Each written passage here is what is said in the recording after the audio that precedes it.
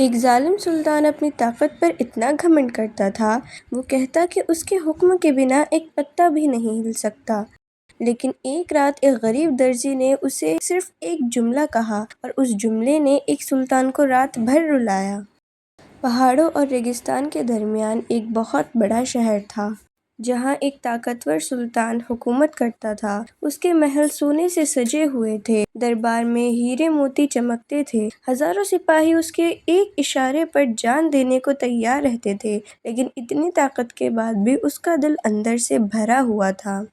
وہ غریب لوگوں کو ذلیل کرتا، مظلوموں کی آواز دبا دیتا اور ہر وقت اپنی طاقت کا گھمنڈ کرتا۔ لوگ اس کے سامنے جھکتے ضرور تھے، لیکن دل سے اس سے نفرت کرتے تھے۔ اسی شہر میں ایک پرانے محلے میں یوسف نام کا ایک غریب درزی رہتا تھا۔ نہ بڑا گھر، نہ زیادہ پیسے، نہ کوئی شہرت، بس ایک چھوٹی سی دکان، ایک پرانی سلائی مشین اور اللہ پر یقین۔ یوسف صبح فجر سے پہلے اٹھتا، نماز پڑھتا، قرآن کی تلاوت کرتا، پھر دکان کھول کر حلال روزی کماتا۔ اس کی کمائی بہت کم تھی، کبھی خود کھا لیتا، کبھی کسی بھوکے کو کھلا دیتا۔ محلے کے لوگ کہتے، یوسف غریب ضرور ہے، ہاں، لیکن دل کا بہت امیر ہے۔ ایک دن سلطان اپنے دربار میں بیٹھا تھا، ناچ گانا چل رہا تھا، درباری اس کی تعریف کر رہے تھے۔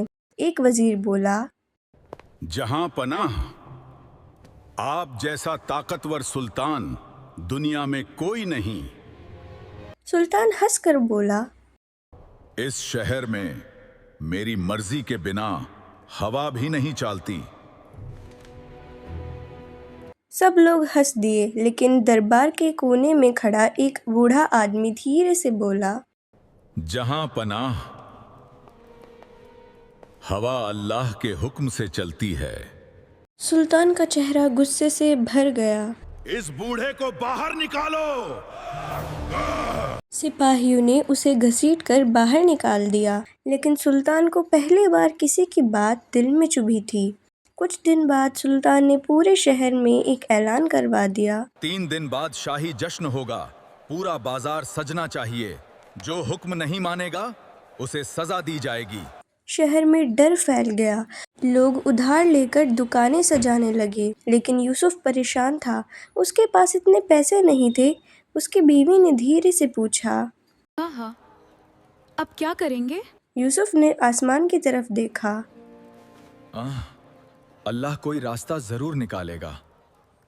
اگلی رات یوسف گھر میں بیٹھا تھا، حساب کر رہا تھا، تھوڑے سے سکے اور بہت ساری ضرورتیں۔ اس کا چھوٹا بیٹا بولا، ابو، کل روٹی ملے گی نا؟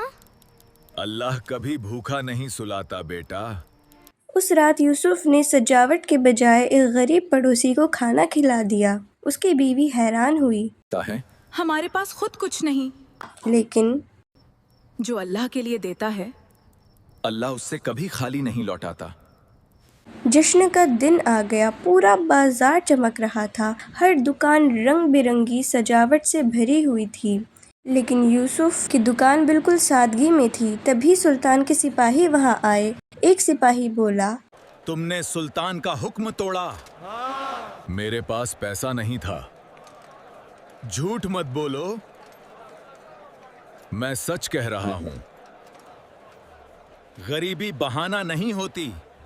اور اسے پکڑ کر محل لے گئے۔ محلے والے رو رہے تھے، لیکن یوسف کے چہرے پر عجیب سکون تھا۔ دربار لوگوں سے بھرا ہوا تھا۔ سلطان نے یوسف کو دیکھا اور غصے سے بولا، تم نے ہمارا حکم کیوں توڑا؟ یوسف نے ادب سے جواب دیا، جہاں پناہ، میں نے سوچا ایک بھوکے کو کھانا کھلانا دکان سجانے سے زیادہ ضروری ہے۔ پورا دربار خاموش ہو گیا۔ سلطان نے غصے سے کہا، تم ہمیں سکھاؤ گے؟ یوسف نے سکون سے کہا، میں صرف اتنا جانتا ہوں، اللہ تکبر کرنے والوں کو پسند نہیں کرتا۔ دربار میں سناٹا چھا گیا۔ سلطان نے تانے سے کہا، ایک غریب درزی مجھے نصیحت کرے گا؟ یوسف نے سلطان کی آنکھوں میں دیکھ کر کہا، جہاں پناہ، آج آپ کے پاس تخت ہے، کل مٹی ہوگی۔ آج لوگ آپ سے ڈرتے ہیں، کل آپ اکیلے قبر میں ہوں گے۔ یہ الفاظ تیر کی طرح سلطان کے دل میں اتر گئے۔ اسی رات سلطان نے عجیب خواب دیکھا۔ وہ ایک اندھیری قبر میں تھا، نہ سپاہی، نہ طاقت، نہ سونا، نہ تخت، صرف اندھیرا اور اس کے اعمال۔ دور سے آواز آ رہی تھی، اب تیری حکومت کہاں گئی؟ سلطان چیخنے لگا، مجھے بچا لو۔ لیکن کوئی نہیں آیا۔ اچانک قبر تنگ ہونے لگی۔ سلطان ڈر کے مارے پسینے میں جگ گیا، اس کی سانس کانپ رہی تھی اور یوسف کی بات اس کے کانوں میں گونج رہی تھی۔